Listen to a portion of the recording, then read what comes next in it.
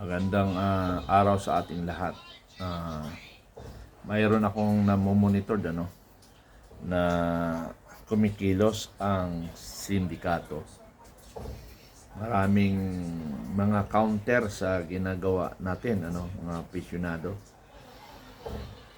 2017 pa ang pera ninyo, and yet 2026 na ngayon. Hindi pa nabibigay lahat. After 2027, hindi nyo na makukuha ang pera. Kung makukuha nyo, napakahirap na. Hindi na normal na proseso. So, samantalahin natin ngayon na dapat makuha natin. Kung hindi ngayong taon, dapat next year. Bago matapos ang 2027, makuha natin ito. Kailangan magkaisa na kayo. Kawawa naman ang may maiwan pa na pensioner at sila'y magsasakripisyo. Huwag tayo maging makasarili. Ako nga, hindi ako involved dito because I retired December 31, 2013. So meaning hindi ako kasali, pero ako lang ang nagtsatsaga na ipaglaban kayo. Although nagpapasalamat ako ngayon. Maraming officers na tumawag sa akin ngayon na nasa likod daw sila sa ating laban. Kasi kawawa itong mga enlisted personnel. Ito yung enlisted personnel lagi ang nabibigti na. Although itong differential ay may mga officer rin at saka almost widows. Sa 2019, lahat kayo for enlisted personnel. Lahat kayong enlisted personnel ay mayroon kayong hinihintay na 6 months doon sa 2019 differential 6 months. Lahat kayo. Hindi naibigay lahat. Pero sa officers, naibigay lahat. So, magtulungan kayo. Huwag kayong maghiwalay. Dapat magkaisa kayo. Kasi pag nagkahiwalay kayo, yun yung magiging problema. Ang kawawa dito, yung mga maiiwan.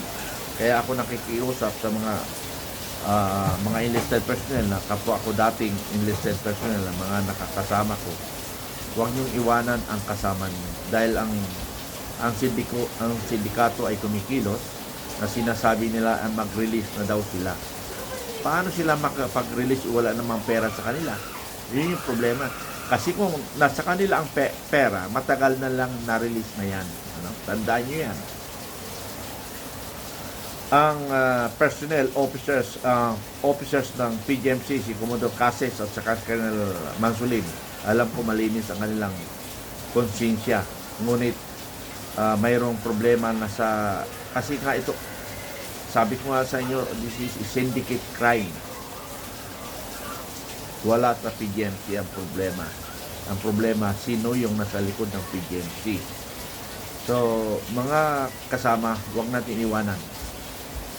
Lalaban tayo para sa inyong katarungan. Pamumunuan ko kayo kasama ng ibang mga officer. Pero pasalamat tayo nga dahil sa kilos natin, nagkamulabog na sila. Dati-rati wala namang publication na yan. Huwag nyo isipin na wala ang pangalan nyo. Talagang wala. Kasi ang pinablish lang nila 200 nasa 20,000 kayo more or less Ang pinalabas lang nila baka yung binigay na pangalan, yun na yung mga nabigyan para hindi na magreklamo. Nandiyan pala pangalan ko, bakit hindi ibigay? Yung palang pinablis na pangalan, yung pala yung nabigyan na. Di ba? Panluloko pa rin yun. Tapos may sinasabi lang by trans. Anong kagagawa ng trans ninyo? Tapos ng trans, mayroong baliwag transit. Ayun. Anong trans ang sinasabi nyo? Matagal na yung trans ang sinasabi hanggang ngayon. Naging transit na yan Pero sabi ko nga sa inyo, mga publication yan ng sinasabi ko fake. Ako naman magsabi ngayon, fake news yan. Sana kung hindi fake news, by end of August, may bigay na lahat ng pera kung talagang late mo yan. Wala na sana magreklamo after August kung totoo yung sinasabi nila. Pero I'm sure, very sure, hindi nila kayang isang iglapan maibigay ang pera. Maraming salamat. Subaybay tayo. Magtulungan tayo. Kung anong nasimulan natin, tatapusin natin. Kung magkaroon ng agreement, dapat lahat tayo ang iisa ang decision. Yun sana. Maraming salamat. Hello, usapang pensyonado. Bakit ngayon nung kinalampag natin ang differential ng 2000 to 2013, ang dami ng publication ng PGMC, pero sa Rangco wala pa naman ako nakita na publication, although nagmamanubra sa ilalim sa mga kapwa pensioners, kapwa sundalo, kapwa enlisted. May mga publication ang PGMC at mayroong na namang bago mga kapensioner. May bago na account, Facebook account na ang title ay Usapang iipipensyon. Mukhang may gumawa nito. Hindi PGMC ang gumawa nito, mga kaibigan. Now, tanungin ninyo kung sino ang admin dito. Mukhang ito na yung pinagdududahan natin, ano? Mukhang ito na yung pinagdududahan natin. Ang objective noon ay hindi naman kayo nililigaw. Kung hindi, dinidiscourage kayo na magreklamo. Yun yung objective doon. Tingnan mo, obserbahan nyo, nagpo-post sila, pero pag tinatanong, walang sagot. Subukan nyo magtanong. Hindi kayo sasagutin nun. Kasi, maku-corner sila. So, anong itanong nyo? Yung, hindi ako nakatanggap noong 2017-18 ng differential. Yun yung tanong nyo kagad. Kasama ba ako o hindi? Tingnan yung sagot nila doon. Wala silang isasagot. Na kung sinabi na lang natanggap nyo na, madali lang i-counter yon. Anong taon na i-release sa amin? Kasi ang alam ko lang dyan, 2017 and 18. June 2017 o September 2017, kasi June galing sa DBM, September sila nag-release 2017 up to parang June rin ng 2018 hininto nila. Ano? So, yun yung pupuntahan nyo ngayon sa finance. Humingi kayo ng payslip at doon sa bangko ng bank statement account. Doon nyo malalaman kung natanggap nyo hindi.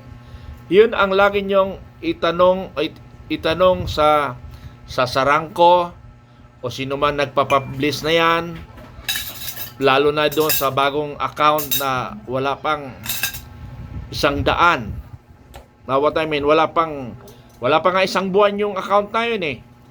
Lumabas lang yun nung mayroon tayong plano na ireklamo na dahil hindi na lumalabas yung inyong differential, ano? So kung may mga tanong kayo sa akin, panoorin nyo lang ang aking post sa Segundo Mitran Jr., isumbong kay Commander Bukay, at sa YouTube ko, Makabayan Informative. Huwag na kayo magtanong sa akin. Kumpleto detalye na yan. Kumpleto detalye na mga kaibigan, mga kasama. Kino-confuse kayo na hindi kayo magtuloy ng reklamo. Kaya maganda rin na ginawa natin para magising na naman ang PGMC. Biruin mo Biruin nyo take note. 2021, March, April, labulabog, nagkagulo, maraming pumasok ang Sarangco, pumasok yung DWD ng AFP radio station. Yun yung nagka-counter sa akin. Ngayon, lumabas na naman tayo na magreklamo tayo. Andiyan pa rin yung Sarangco, nag-underground. Dinidiscourage yung mga magreklamo. Bakit yung discourage? Dapat kayo Sarangco, dahil kapwa nyo enlisted ito, dapat ini-encourage nyo na dapat talaga ilaban natin karapatan natin. Ganun ang sasabihin nyo. Hindi, papadalang kayo, ganun. Hindi. I-encourage nyo na mag-file ng reklamo. Kasi nga, mula yan 2017, ngayon 2026, by 2027, mahirapan na kayo mag-claim kasi 10 years, may batas at sa 10 years na hindi nyo na basta-basta makuha ang pera nyo. Bakit kung kailan tayo kumikilos rin sila. Nung nanahimik tayo, nanahimik rin sila. Ano ang ibig sabihin nun? Yun yung nakapagtataka, mga kaibigan. Itong usapang pensyon, wala pang kwan yan, ano? Wala pang isang buwan yata kasi wala pa tayo, mag-iisang buwan pa lang tayong kumikilos para magreklamo na i-release na kagad yung perang diferensyal. May tanong dyan sa aking vlog na ito, wag na kayo magtanong. Panoorin nyo na lang ang aking YouTube, Makabayan Informative Channel. Dito sa channel na ito, isumbong kay Commander Bukay at Segundo Mitran Jr. Hindi na kayo dapat magtanong. Magsaliksik lang kayo, masasagot lahat ng katanong ang mga nasa isip nyo na hindi nasasagot. Salamat.